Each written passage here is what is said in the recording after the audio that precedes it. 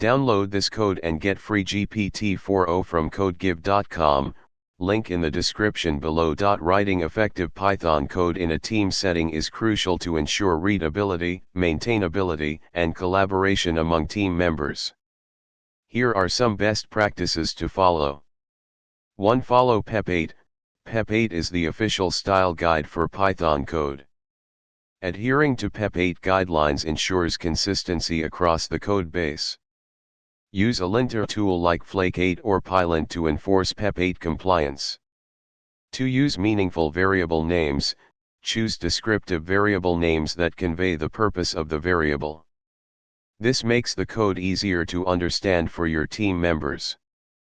3. Write docstrings. Document your code using docstrings to explain the purpose of functions, classes, and modules.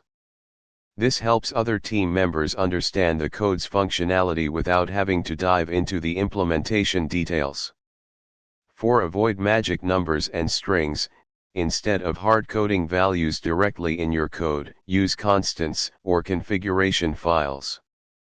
This makes it easier to update values later and improves code maintainability. 5. Modularize your code. Break down your code into smaller, reusable functions and classes. This promotes code reusability and makes it easier to test and debug. 6. Write unit tests. Unit tests ensure that your code works as expected and helps catch bugs early. Encourage your team to write unit tests for new features and bug fixes. 7. Use version control. Utilize version control systems like Git to track changes to the code base. This allows team members to collaborate effectively and revert changes if needed. 8. Establish code review process.